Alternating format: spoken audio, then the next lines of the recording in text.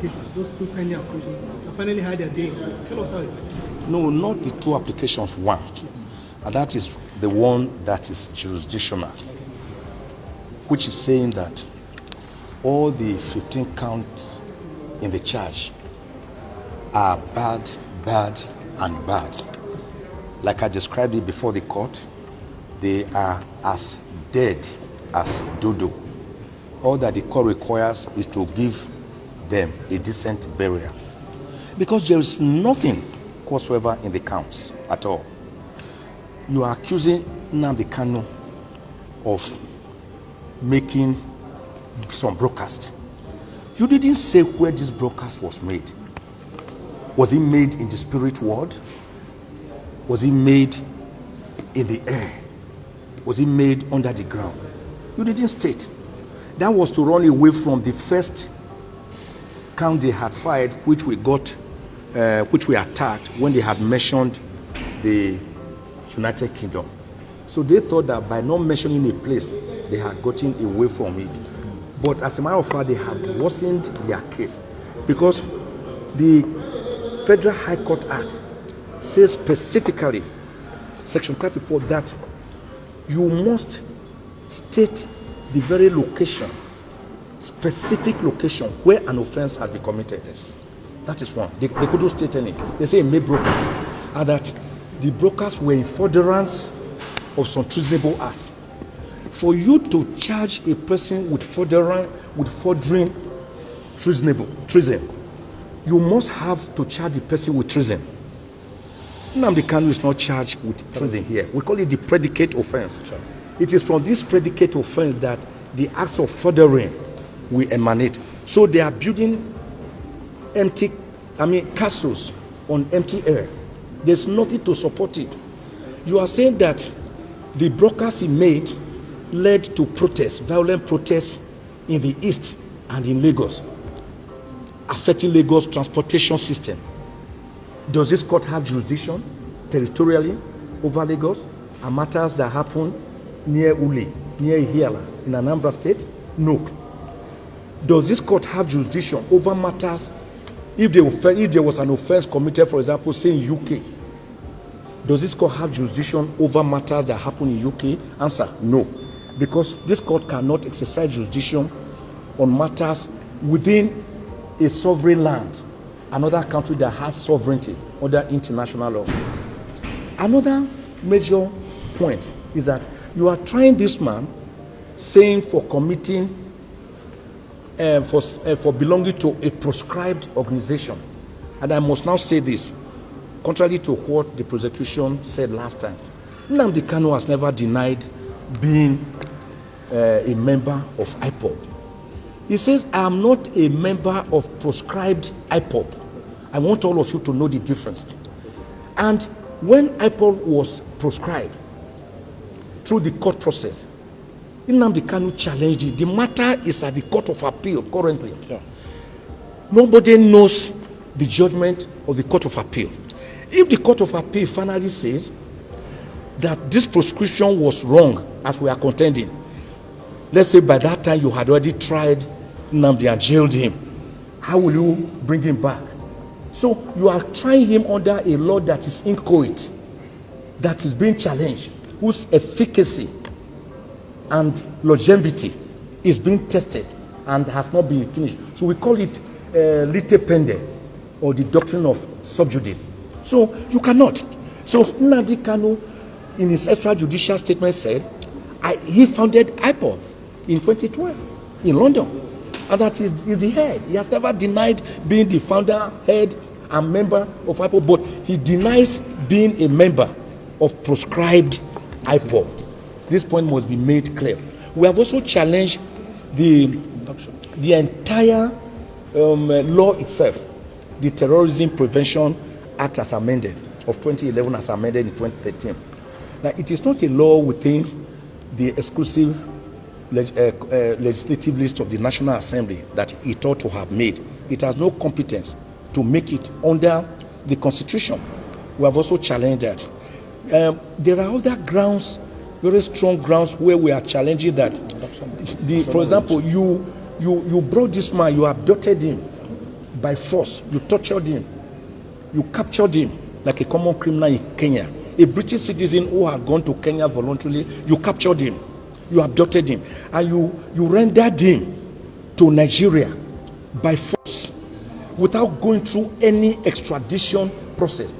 And all the laws governing this matter, like Article 12, sub 4, Article 34 of the African Charter on Human and People's Rights, like sections 4 to 6 of the terrorism and other acts within the Commonwealth jurisdiction, and even part 5A of the guidelines issued pursuant to the African Charter on Human and People's Rights, say that before you can try a person for an offense, you have to show that the person was rendered freely and voluntarily, lawfully, to your country from the country where he was, maybe as a fugitive or as a visitor. But Nnamdi Kanu was captured in Kenya and brought here extrajudicially to Nigeria to face trial. That cannot make any count based on that to stand. It is like saying that you can destroy a person ahead so as to have the chance to try the person. So we raised some very fundamental steps, and in any case, in any event, the entire 34 grounds that we filed, the entire affidavit and a better affidavit, including points of law, they could never deny any of them. They just did what you call general denial by saying the prosecution denies the affirmance in your affidavit. What are you saying to it? What did they say to the fact that Nnamdi Kanu was extrajudicially rendered and renditioned to Nigeria? They don't have a word. What do they say to the fact that this case is on appeal and you cannot charge a person on a law that is still inchoate? They have nothing to say. What do they say when we said that this court has no jurisdiction? Because you have not said that the law was breached here. You are saying it was breached in another country and it had ricocheting effects here. Where is the predicate offense, which is terrorism, which you did not charge him for? They have nothing to say. So everything they have here is hollow, and hollow. And that is why we are telling the court to strike out the 15-count charge, discharge and acquit Nnamdi Kanu, let him breathe the fresh air of Nigeria, and let him go home a free man. So a quick one, you brought the issue about his glasses up in court, that you're scared he may go blind. Could you give us an insight into? Yes, and also the clothes. About the yes, in 2015. In 2015, when the trial first started, Nnamdi Kanu's glasses were seized, and they are still with the DSS. Till date, he has no glasses. So when he now ran abroad for his jail life, when the military invaded his home at Afaraoku, Ibeko, Umuahia in Abia State on the 14th of September 2017, he escaped by the whiskers of his hair. True, he was just lucky. Don't forget that on that day, 28 unarmed civilians, innocent civilians, were gruesomely murdered. So he escaped. And that's the person you are saying jumped bail. What you jump bail when instead of coming to court for trial, you voluntarily escape. But when you escape, when you run away from death, that cannot be jumping bail. Nnamdi Kanu would have died. So when he now went to London, where he's also a British citizen, he had another glass, which again was seized from him and broken when he was captured in Kenya like a common criminal and forcefully renditioned to Nigeria. So today he has no glasses to use. So the court now has ordered the DSS to ensure that he gets his glasses. Then on the issue of clothes, Ifeanyi here, Ejiofor, and the younger brother of Nnamdi Kanu and others have taken clothes to him 3 times. And they will refuse to take the clothes. It's today we are hearing for the first time that the reason is that one of the clothes had the motif of a lion. That is a lion. We all know this. Ishago, this Igbo clothes. I have some of them. Some have elephant, lion, tiger, giraffe. Some have cock. Some have antelope. So it wasn't meant to intimidate the court or to make any point. So we are hearing today that they won't want that kind of cloth. And the court has made it clear that it is better, instead of wearing a cloth that has that motif, he should wear plain clothes. The design of which is still left to him, it should be plain. It could be black, red, white, green, yellow, sky blue. It doesn't matter.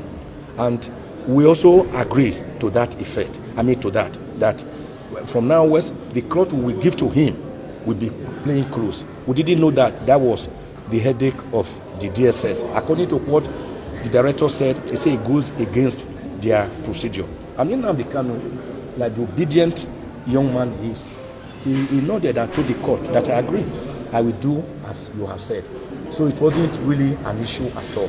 But I think, to me, that was a red herring to escape from the fact that they have continuously breached the orders of this court to allow him to have his clothes.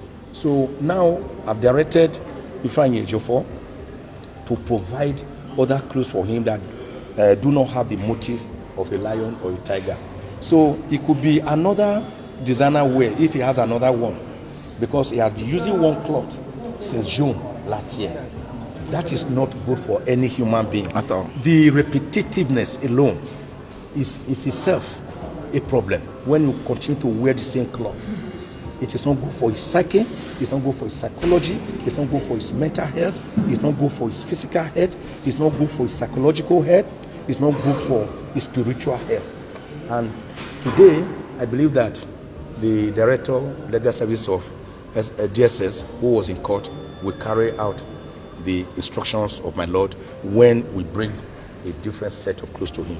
Thank So I want to just say this finally, that we had a wonderful day, and that the finger of God in Exodus 8:19 is on this matter. I want to emphasize Lamentations 3:37. Who is it that speaketh, and it cometh to pass, if God has not commanded it?